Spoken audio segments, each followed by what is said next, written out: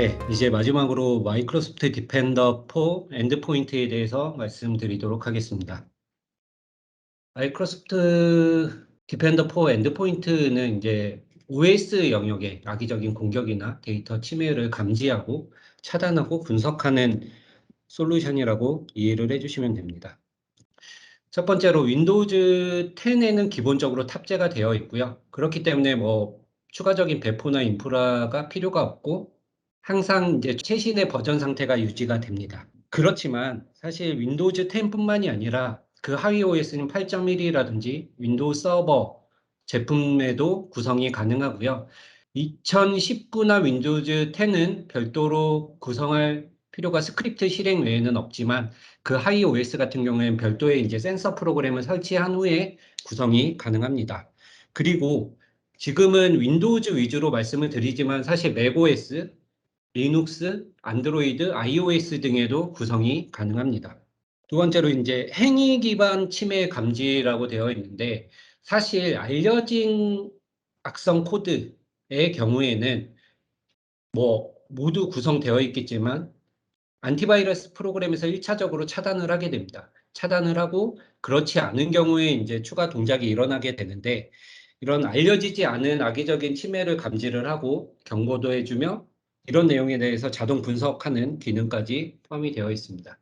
그리고 이 분석 자료 자체도 클라우드 기반의 서비스다 보니까 데이터 의심 행위에 대해서 심층적인 분석이 가능하고요. 이 분석을 기반으로 해서 관리자가 좀 더 명시적으로 볼 수 있도록 통합된 리포팅을 제공하게 됩니다. 아키텍처 부분 설명드리겠습니다. 구성 자체도 복잡하진 않지만 조금 더 이전 솔루션에 비해서 진행을 해야 되는 내용이 있는데요.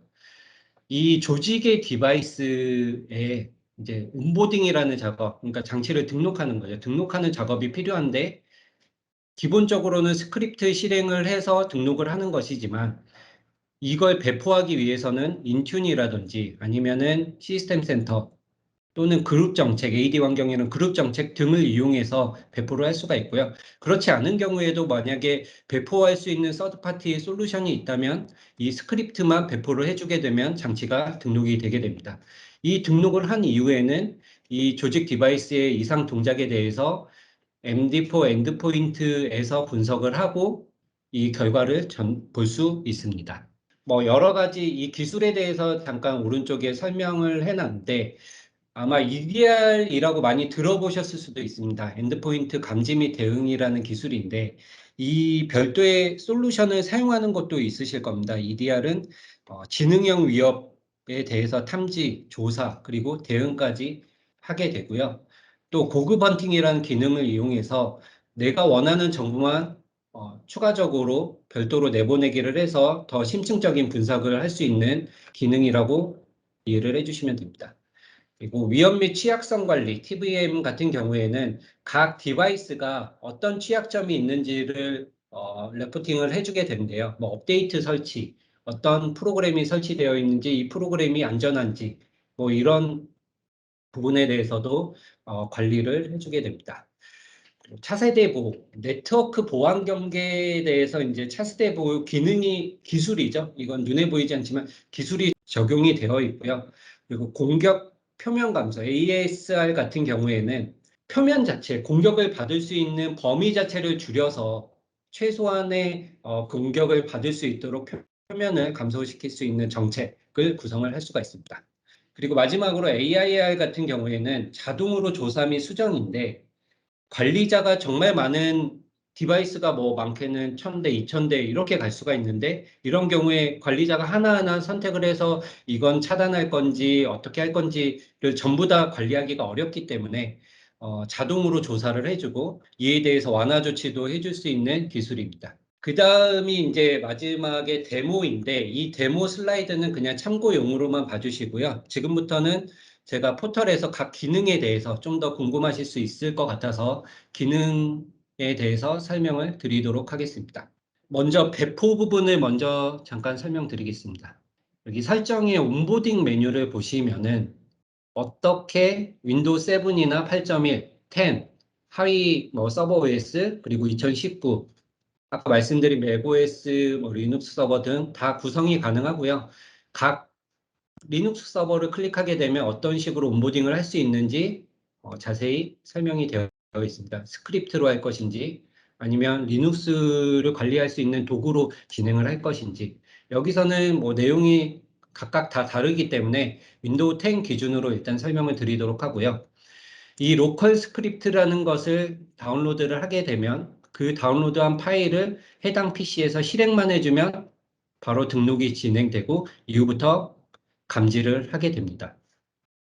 사실 근데 뭐 작은 규모인 경우에는 스크립트를 그냥 실행하면 되지만 사실 대규모 인프라 환경의 경우에는 이제 여러 가지 배포 방법이 있는데요. 그룹 폴리시로 이 스크립트를 배포를 한다든지 또는 지금은 명칭이 시스템 센터 명칭이 변경되었죠. 마이크로소프트 엔드포인트 컨피그레이션 매니저 또는 시스템 센터 이전 버전 그리고 인튠이라는 제품 그리고 VDI에서 온보딩 할 수 있는 방법 등을 이렇게 확인을 하실 수가 있습니다. 이렇게 되면 잠깐 이제 예제 화면에서 보여드리겠습니다. 지금 제가 테스트 클라이언트 PC로 윈도우즈 11 다음 주 10월 5일에 아마 출시되는 걸로 알고 있는데요. 12일을 설치를 하고 여기서 해당 스크립트를 다운로드를 해서 보면은 이렇게 명령어 기반으로 되어 있습니다. 여기서 보시면 이 실행만 해주게 되면 진행할 것인지 yes로 하게 되면 지금 이미 등록했기 때문에 추가적으로 하지는 않겠지만 등록 과정이 완료가 되는 것입니다. 간단하죠. 이렇게 되면 아까 MD4 아이덴티티와 동일하게 이제 해당 센서가 켜졌기 때문에 이 진단 데이터를 업로드할 센서가 동작을 하게 됩니다. 보시면 이 최초의 명칭이 윈도우즈 디펜더 ATP였기 때문에 이렇게 서비스명이 나오는데요. 이 서비스가 실행이 되면서 이 PC의 어떤 데이터들을, 진단 데이터들을 마이크로소프트 엔드포인트로 전달을 하게 됩니다. 그러면 구성 자체는 이런 식으로 완료를 할 수가 있고요. 완료가 되면 이제 기능을 하나씩 보면서 말씀드리겠습니다. 먼저 대시보드 부분을 잠깐 설명드리면 이 대시보드는 이제 여러 장치에 대해서 어떤 경고가 있었는지 어떤 게 자동 분석이 되었는지 그리고 각 디바이스별로 좀 위험 노출이 어느 정도인지 이런 식으로 한눈에 볼 수 있도록 이렇게 표시를 해주게 되고요. 그다음 위협 분석에 대해서는 지금 최근 데이터까지 계속 클라우드에서 가져온 이제 머신러닝을 통해서든 아니면 외부에 여러 가지 업데이트되는 정보들로 우리 회사 내부에 어떤 장치가 어떤 노출이 되었는지를 여기서 확인하실 수가 있습니다. 디바이스 인벤토리를 보시면 지금 제가 보면 W11이라고 해서 좀 전에 윈도우 11에서 등록한 장치가 보이고요. 그리고 이건 다른 윈도우 10 장치인데 이런 식으로 온보딩을 하게 되면은 도메인이 어떻게 되는지 워크그룹 환경도 가능합니다. 도메인이 어떻게 나오는지 위험 레벨이나 위험도에 노출된 레벨 그리고 OS, 지금은 윈도우 11이 아직 정식 출시가 안 되었기 때문에 윈도우 10으로 표시되는데요. 버전이 퓨처로 나오게 되죠.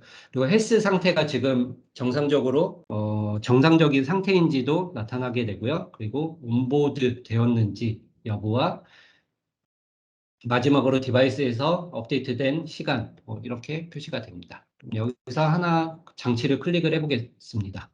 이렇게 해보시면은 윈도우 11의 세부 정보를 보실 수가 있어요. 등록한 온보딩된 장치에 뭐 여러 가지 아까 말씀드린 정보 외에도 IP 주소라든지 그런 식으로 IP 주소도 볼 수 있고요. IPv6 주소도 볼 수 있고 이 장치에서 어떤 경고들이 발생을 했는지도 나타나게 됩니다. 그리고 여기 보시면은 해당 PC에 어떤 사용자가 로그인했는지까지도 가장 많이 로그인한 계정 또는 가장 적게 로그인한 계정, 로그인했던 계정 정보까지 이렇게 다 표시가 됩니다. 그래서 디바이스 페이지로 이동을 하게 되면 지금 보시면 뭐 위험 레벨이 중간 단계이고 뭐 노출 레벨은 낮은 상태이고 로그인했던 아까 설명드렸던 정보들을 이렇게 보실 수가 있고요. 뷰 옆에 경고, 이 디바이스에서 발생됐던 경고들을 이렇게 보실 수가 있습니다. 경고 뭐 여러 가지 악성 동작, 위협 동작이 나타났을 때 이렇게 경고를 표시하게 되고요. 여기 보시면 어떤 머리어가 여기서 다운로드를 시도를 했는데 이게 차단되었다는 이런 정보도 보실 수가 있습니다. 이런 식으로 자동으로 할당이 되고 처리까지 완료가 되는 걸 보실 수가 있고요. 세부 내용은 조금 이따가 다시 말씀드리겠습니다. 그리고 타임라인은 실시간으로 해당 PC에서 어떤 동작이 일어났는지에 대해서 자세한 정보를 여기서 보실 수가 있는데요.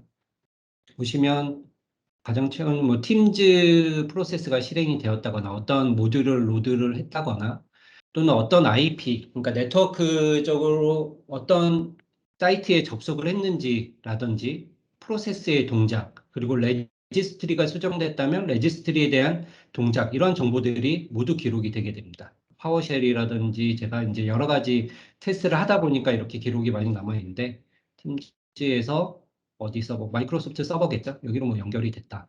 이런 상세 정보도 보실 수가 있습니다. 하나 예를 들어서 보시면 어떤 동작에 대해서 클릭하면 또 여기에 추가적인 정보를 확인하실 수가 있고요. 어떤 프로세스에서 어떤 동작, 뭐 크리에이트 파일이 생성됐다는 동작이고 이게 크리에이트가 되었을 때 어떠한 명령어를 이용해서 되었는지도 이런 식으로 모두 확인이 가능합니다. 뭐 해시 코드라든지 인증 코드라든지 이런 부분도 다 보실 수가 있고요. 조금 뒤에 인시던트나 알럿 부분에서 추가적인 설명 드리도록 하겠습니다. 보안 권장에 대해서 이제 해당 시스템이 아까 TVM이라고 말씀드렸는데 어떤 옵션들이 지금 보안에 취약한지를 보여주고 이거에 대해서 설정을 하도록 이렇게 확인을 하실 수가 있는 거죠. 뭐 자동 업데이트 설정이라든지 숨겨진 업데이트 켜거나 끈다든지 이런 리포트를 보실 수가 있고요. 소프트웨어 인벤토리는 해당 PC에 어떤 소프트웨어들이 설치되었는지도 확인이 가능합니다. 뭐 여기서 보면 크롬이라든지 타사 프로그램도 다 확인이 가능하고요. 크롬, 팀즈 이런 식으로 어떻게 구성되어 있는지 그리고 뭐 모든 서드파티 프로그램은 아니겠지만 해당 버전이 만약에 크롬 버전이 좀 더 위협에 노출된 옛날 버전이다 하는 경우에는 이것도 업데이트해야 된다고 알림까지 주게 됩니다. 그리고 버전들도 다 표시가 되고요. 벤더사 확인이 가능합니다. 그리고 취약점이 있는지 체크를 해주고요. 미싱 KB 같은 경우에는 업데이트가 최신 상태가 아니라면 어떤 업데이트가 설치가 되어야 되는지도 여기서 보실 수가 있습니다. 상당히 많은 정보를 제공을 하게 되고요. 위에 또 상세 옵션을 보면 뭐 태그는 뭐 장치별로 분류를 할 때 태그를 이용해서 관리를 하실 수가 있고 여기서 만약에 이 PC가 윈도우즈 11이 좀 위협에 노출돼서 확인이 필요하다. 그럼 격리도 가능합니다. 여기서 격리를 하고 를 한번 보여드리겠습니다. 네트워크에서 격리를 할 수가 있는데 거기서 격리를 할 때 보면은 옵션 중에 아웃룩이나 팀즈나 스카이프 포 비즈니스는 사용이 가능하도록 또 허용을 할 수가 있습니다. 왜냐하면 격리시키면은 네트워크가 차단돼서 아무 동작이 되지 않기 때문에 이 부분만 활성화를 해줄 수도 있고요. 여기서 이제 커멘트를 달고 컨펌을 하게 되면 액션 센터에 나타나게 되고 이제 이 시스템은 격리가 보시면은 네트워크 사용 안 함. 지금 발생한 거죠. 관리자가 마이크로소프트 디펜더에서 장치 연결을 끊도록 했습니다. 이런 식으로 메시지가 나타나게 되고 어떤 사이트에 접속을 하려고 하게 되면 네트워크가 정말 차단이 돼서 접근이 되지 않습니다. 그러니까 위협적인 동작이 있거나 의심되는 부분이 있을 때는 빠르게 조치가 필요한 경우에는 이렇게 격리를 할 수도 있고요. 여기서 격리 후에는 다시 이 격리를 해제할 수 있도록 설정도 가능합니다. 이렇게 되면 다시 해제가 되는 거고요. 그리고 이제 앱 실행 제한이라는 것도 가능한데 이 앱 실행 제한이라는 거는 마이크로소프트의 소프트웨어가 아닌 타사 소프트웨어의 실행을 제한을 할 수가 있습니다. 설정을 하고 컨펌을 하게 되면 팀즈라든지 엣지나 이런 프로그램은 실행이 되겠지만 예를 들어서 구글이라든지 크롬이라든지 이런 프로그램은 실행을 차단할 수 있는 역할도 할 수가 있습니다. 그리고 뭐 바이러스 검사를 한 번 더 바로 원격으로 이 포털에서 진행할 수 있도록도 할 수 있고요. 정말 긴급해서 뭔가 자료 수집이나 이런 경우 필요한 경우에는 이 라이브 세션을 이용해서 굳이 원격으로 그 PC를 직접 가서 보지 않아도 이 콘솔을 이용해서도 해당 PC에 대한 정보나 몇 가지 로그 등을 사용하실 수가 있습니다. 보시면 여기서 이제 명령어를 전달할 거고요. 거기서 오면 이 C 드라이브에 있는 파일들이라든지 뭐 여러 명령어가 있겠죠. 그런 걸 이용해서 확인도 가능합니다. 그리고 수집한 정보가 있다면 라이브러리에 업로드해서 데이터를 수집도 할 수가 있습니다. 네, 이런 식으로 장치에 대한 설명을 드렸고요. 뭐 여러 가지 제어를 관리를 할 수가 있고 사용자 정보를 클릭을 하게 되면 그 장치에 로그인했던 사용자의 SID, 보안 ID 값이라든지 언제 확인됐었고 이 계정의 역할은 무엇이고 도메인 어드민 권한을 갖고 있고 뭐 이런 역할에 대해서도 알 수 있고요. 이 사용자가 유발했던 경고라든지 조직에서의 활동 등도 이렇게 보기 쉽게 확인이 가능합니다. 이 식으로 확인하실 수가 있습니다. 다음은 알럿과 인시던트에 대해서 설명을 드릴 건데요. 먼저 경고를 말씀드리면은 경고는 어떤 PC에서 이상 동작에 대해서 모두 경고 알림을 주게 됩니다. 그러면 무수히 많은 어떤 악성 코드가 하나 실행이 된다고 해도 그거는 여러 동작을 거칠 것이기 때문에 그걸 다 경고로 이렇게 표시를 해주게 되고요. 그 경고를 관리자가 그런데 이 많은 경고를 다 확인을 할 수가 없기 때문에 하나의 사건으로 인시던트로 묶어서 표시해 주는 게 이 인시던트 탭입니다. 여기서 보시면은 윈도우 11 쪽에서 보면 여기서 어떤 경고들이 이렇게 쭉 묶여 있고요. 하나의 이 사건이고 이 사건에 대해서 어떻게 진행됐는지 상세 정보를 확인이 가능한데요. 제가 좀 예제로 보여드리기 위해서 이게 분석하는데 시간이 조금 걸릴 수가 있기 때문에 제가 악성 파일을 하나 테스트를 해보겠습니다. 이렇게 되어 있고요. 이 사용자가 이 파일을 가지고 있다는 것 자체가 지금 바이러스 프로그램, 뭐 디펜더 4 안티바이러스 프로그램이라든지 기본 내장되어 있는 아니면 V3나 뭐 이런 서드파티 백신 프로그램에서 감지를 못했다는 거고 그 감지를 못해서 이 파일이 들어왔을 때 어떤 식으로 동작하는지 보겠습니다. 이렇게 실행이 되는데 사용자가 콘텐츠 사용을 눌러서 매크로를 실행을 하게 됩니다. 이렇게 실행을 하게 되면 여기서 백도어가 지금 설치가 되면서 이런 식으로 지금은 이제 시나리오 상의 테스트니까 이런 식으로 시나리오가 완료되었다고 표시가 되고요. 이렇게 되면 여기에는 백도어 지금 프로그램이 설치가 된 겁니다. 지금 보시면 제가 실행한 건 이 워드 파일의 매크로지만 그 매크로의 파일로 인해서 지금 여기 보시면 백도어라는 파일이 생성이 됐고요. 이게 이제 악성 코드의 역할을 하는 거죠. 이런 식으로 실행을 해놓고 있다 어떻게 표시되는지 한번 보도록 하겠습니다. 그래서 인시던트는 이렇게 경고를 취합해서 하나의 사건으로 묶고 이 사건을 관리를 할 수 있게끔 하는 것인데요. 여기 보시면은 이 사건과 인시던트와 관련된 경고들을 쭉 나열을 해주고요.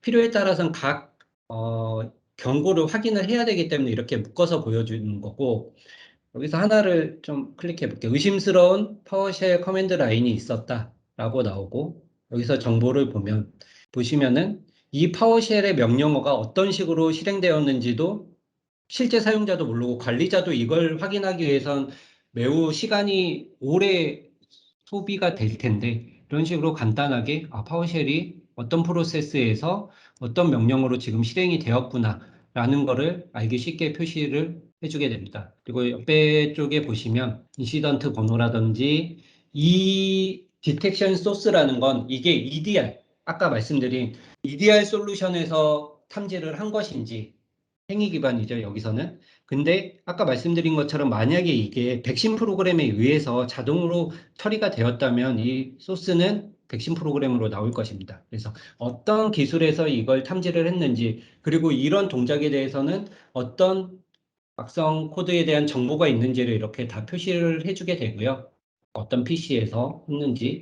그리고 보안 담당자가 사실 뭐 작은 회사건 뭐 큰 회사건 담당자가 있을 것이고 만약 있다고 하더라도 보안 담당자가 매우 크게 구성된 것도 있을 거예요. 그러면 그런 여러 사람이 각자의 중복적으로 확인을 할 수가 있기 때문에 이 케이스를 할당하는 개념으로 할당을 해서 내가 이 케이스에 대해서 조사를 하겠다라고 해서 이렇게 할당을 할 수가 있고요. 그리고 이 기능은 만약에 보안 담당자도 이 내용에 대해서 확인하기가 너무 어려워요. 뭐 물론 해결은 지금 된 상태지만 이거에 대해서 분석이라든지 좀 더 전문가, 마이크로소프트 전문가에 의해서 분석을 받고 싶다면 여기서 컨설트에서 이 링크를 제출을 하게 되면은 이에 대해서 추가적인 에스컬레이션도 가능합니다. 그리고 제가 알럿을 설명드렸는데 한번 제가 아까 지금 실행했던 동작이 있을 거예요. 그 워드 파일을 열어서 지금 악성 코드가 실행이 되었는데 여기 보시면 밑에 부분은 제가 이전에 했던 거고 지금 현재 자동 분석이 진행이 되고 있습니다. 파워쉘에 의해서 의심스러운 파일이 이 PC에 드랍이 되었다라고 제목으로 해서 지금 현재 진행 중에 있고요. 그다음에 데이터 소스가 EDR 어떤 PC에서 했는지 몇 분 진행이 되었는지 보통 10분에서 15분 정도 소요, 뭐 내용에 따라서는 다르긴 하겠지만 이렇게 소요가 되고요. 이게 아까 말씀드린 만약에 바이러스 프로그램에 백신 프로그램에서 사전에 미리 알려진 공격 파일이라서 바로 차단을 했다면 소스가 안티바이러스로 나오면서 이렇게 정보가 표시되게 됩니다. 그래서 이 동작이 지금 분석을 하는데 10분에서 15분 정도 소요될 수가 있기 때문에 이 동일한 거를 제가 이 W21H1이라는 PC에서도 한번 진행을 했었거든요. 그래서 이렇게 클릭을 해보면 그래프로 이렇게 이 사건에 대해서 표시가 되는데 지금 위협 동작에 대해서 어떤 증거가 지금 발견이 되었고 조치가 어떻게 되었는지를 그림으로 이제 표시를 해주는 거고요. 관련된 알럿, 경고에 대해서 보시면은 일반적이지 않은 작업 스케줄이 등록이 된 거죠. 이 작업 스케줄이 사용자 모르게 등록이 돼서 백그라운드에서 동작하도록 지금 이 악성 코드가 실행이 된 건데 보시면 어떤 프로세스, 뭐 커널부터 해서 탐색기, 익스플로러죠. 그리고 워드 프로그램의 어떤 파일로 인해서 이 파일이 파워쉘에 어떤 명령어를 실행을 했고 그리고 그 파일로 인해서 이 backdoor.exe라는 프로세스를 실행을 하게 됐고요. 생성을 했고요. 그리고 보시면 밑에 작업 스케줄러가 생성이 돼서 이 작업 스케줄러에 크리에이트를 해서 어떤 제 이름으로 이 프로세스가 방금 생성한 프로세스가 실행되도록 이렇게 설정이 된 겁니다. 그래서 관리자들은 이게 이러한 흐름으로 지금 진행이 되었구나 하는 상세 정보를 아실 수가 있는 거죠. 그래서 이렇게 분석이 전체적인 흐름을 여기서 확인이 가능하고요. 지금 의심스러운 작업 스케줄러가 실행까지, 런까지 되도록 되었다. 이렇게 한눈에 보실 수 있도록 되어 있습니다. 그리고 장치, 그리고 이거에 대한 직접적인 증거, 이 파일이 생성이 되었고, 이 문서, 그리고 작업 스케줄러가 되었는데, 여기 지금 완화 조치 수정되었다는 내용 자체가 이거에 대해서 이제 분석이 완료가 돼서 이 작업 스케줄러를 제거를 하고, 그다음 생성된 프로세스를 제거를 했다라는 알림으로 보시면 됩니다. 이거와 관련된 자료들, 어떤 파일을 조사했는지 정보라든지 관련된 로그도 디테일하게 확인이 가능합니다. 이런 식으로 확인이 가능합니다. 그리고 뭐 자동 분석해서 자동으로 조치되는 경우도 있지만 사실 안티바이러스 프로그램은 알려진 악성 코드에 대해서 바로 탐지를 할 수가 있지만 행위 기반이나 이런 경우에는 사실 오탐이 발생할 수 있는 경우도 있습니다. 그렇기 때문에 이걸 무조건적으로 삭제하거나 이러진 않고요. 설정에 따라서 히스토리를 보시면 이렇게 파일을 격리시키는 경우도 있고 아니면은 어떤 관리자가 이거를 어떻게 할지 대기하는 경우도 있습니다. 이게 히스토리이기 때문에 지금은 다 조치가 끝난 거지만 만약에 관리자가 어떤 액션, 이걸 차단을 할지 격리를 할지 아니면 문제가 없는 것이니까 통과를 시킬지에 대해서는 여기서 확인을 해서 적절한 조치를 내릴 수가 있습니다. 자, 그리고 고급 헌팅 아까 EDR 쪽에서 잠깐 말씀드렸는데요. 지금은 이 각각을 클릭하면서 내가 원하는 정보를 눌러서 확인을 했지만 또 필요한 경우에는 전체 시스템이나 어떤 장치에 대해서 레지스트리 이벤트가 있었는지 아니면 뭐 장치 정보가 변경되었는지 이런 정보를 확인해야 될 때가 있어요. 통합적으로 꼭 악성 코드에 대한 분석이 아니더라도 이런 확인이 필요할 때는 이 고급 헌팅 기술을 사용을 해서 여기서 사용되는 쿠스토라는 언어를 사용하게 되는데 복잡하진 않습니다. 그래서 예제를 이용해서 한번 보면 지금 장치 중에 레지스트리 이벤트가 있는 것 중에 10개만 한번 뽑아보자 라고 했을 때 이렇게 실행을 하게 되면 이렇게 쭉 지금은 등록된 장치가 몇 개 없기 때문에 이렇게 최근 10개를 하게 되고요. 보시면은 어떤 장치에서 레지스트리 키가 어떻게 수정이 되었네, 어떤 값으로 수정이 되었다까지 기존에는 빈 값이었는데 수정이 되었다 이런 정보, 상세한 정보를 아실 수가 있습니다. 디바이스 정보뿐만이 아니라 여기 매우 많은 정보를 쿼리를 할 수가 있기 때문에 이 기능을 이용해서 쿼리를 할 수가 있고요. 규칙이나 그리고 또 이 명령에 대해서 잘 모르는 경우에는 이 스키마 이벤트에서 각 명령이 어떤 걸 쿼리를 해줄 수 있는지도 모두 확인이 가능합니다. 그리고 리포트 같은 경우에는 보고서니까 현재 어떤 솔루션에서 이렇게 통합된 뷰가 많죠. EDR에서 발견을 했는지, 안티바이러스에서 발견을 했는지, 커스텀, 실제로 뭔가 규칙을 따로 만들어놨는데 거기서 발견을 했는지 이런 통합된 뷰를 제공하게 되고요. 여러 가지 정보를 생성을 하게 됩니다. 디바이스의 상태라든지 보안 준수 상태 등도 표시를 해주고요. 웹보호에 대해서도 이렇게 프로텍션에 대해서도 확인이 가능합니다. 제가 좀 이따 말씀드리겠지만 제가 일단 테스트로 제가 게임에 관련된 사이트는 차단을 하도록 해놨어요.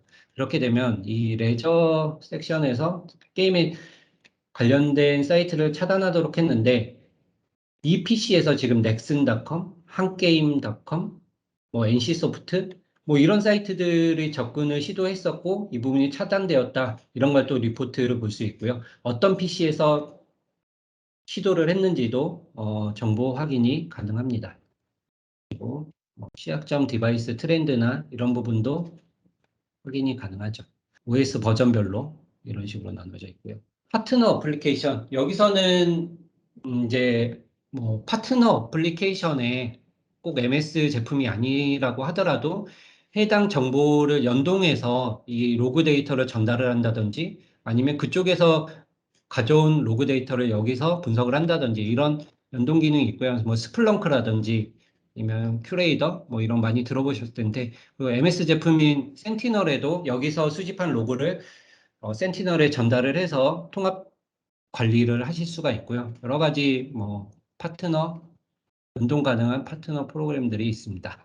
그리고 관련돼서 개발이 필요하다면 이런 API 관련된 정보도 확인이 가능하시고요. 그 TVM, 아까 위협 보안 관리, 이 노출 점수라든지 보기 쉽게 스코어로 지금 나와 있는데 프로그램의 보안 점수, OS의 보안 점수, 네트워크, 계정, 보안 관리, 컨트롤에 대한 점수, 이런 식으로 좀 보기 쉽게 이렇게 노출이 되어 있고요. 어떤 프로그램이 취약한지나 이런 것도 점수나 노출 디바이스에 대해서 디바이스로 확인이 가능합니다. 지금은 제가 테스트 랩이 2대밖에 없고 이상 위협 동작을 많이 하진 않았지만 실제 사용자가 많은 경우에는 당연히 여기서 여러 가지 정보를 확인하실 수 있겠죠.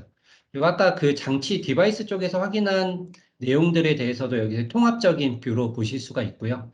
각각의 수정 조치라든지 소프트웨어가 어떤 PC에 얼만큼 설치되었는지, 오피스는 2대에서 설치가 되었고, 이런 식으로 통합적으로 리포트를 받으실 수가 있고요.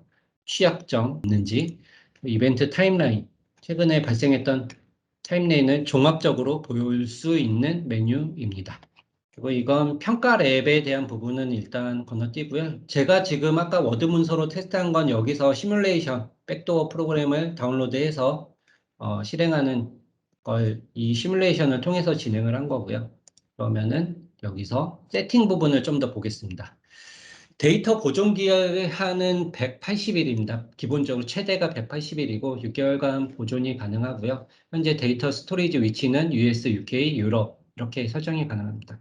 그리고 만약에 뭔가 알럿이나 경고가 생겼을 때는 이메일로 알림을 받으실 수가 있고요. 그리고 추가적인 기능에 대해서는 이렇게 고급 기능에 대해서 켜고 끄고 할 수 있습니다. 이 기능들이 워낙 제가 작년에 확인했을 때부터 계속적으로 빠른 기능들이 생겨나고 좀 더 보완이 되고 있기 때문에 이런 고급 기능을 한번 유심히 살펴볼 필요도 있고요. 아까 말씀드린 디펜더 포 아이덴티티랑 통합도 가능합니다. 이건 켜져 있는데 그쪽에서 지금 활성화가 안 되는데 이런 식으로 그리고 5365 위협에 대해서 연결 그리고 엠카스 대해서도 연결이 통합이 가능하고요.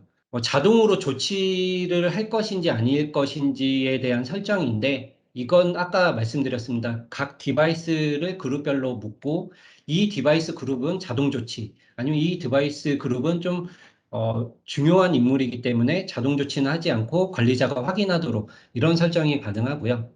각 롤마다 조치가 가능한지 알럼만 볼 수 있는지 이런 보안 같은 포털에 접속하더라도 권한을 별도로 부여를 할 수가 있습니다. 아까 말씀드린 디바이스 그룹을 생성을 해서 어떤 디바이스 그룹에서 수정 레벨을 땜미로 모든 걸 승인을 받도록 할 것인지 아니면 모두 자동으로 할 것인지 이렇게 세부적으로 구분을 하실 수가 있고요. 이 디바이스가 윈도우 10인지 어떤 특정 도메인을 했는지 아니면 태그가 어떤 태그가 있는지 이런 식으로 구성을 하실 수가 있습니다. 그리고 커스텀 디텍션 부분인데 여기서 보시면은 인디케이터를 먼저 좀 설명드리겠습니다. 이 알려진 내용뿐만 아니라 이 커스텀으로 이 조직 내에서 어떤 파일의 C를 갖는 건 절대 여기서 경고를 준다든지 아니면 파일을 차단을 해야 된다. 이런 경우에 그 해시 값을 등록을 해서 고유한 정보이기 때문에 해시 값을 등록을 해서 설정할 수가 있고요. 또 그렇지 않은 경우 어떤 IP에 접근했을 때 경고를 준다든지 뭐 차단을 한다든지 이런 동작에 대해서도 구성을 하실 수가 있습니다. 제가 여기서 테스트로 한 건 URL 특정 애플닷컴에 로그인했을 때는 차단을 하라고 설정을 해 놓았고요. 이렇게 되면 지금 이 윈도우 11에서 애플닷컴을 접속을 하게 되면 보시면 조직에서 이 웹사이트를 차단했다. 어떤 특정 사이트를 이런 식으로 차단을 할 수가 있고요.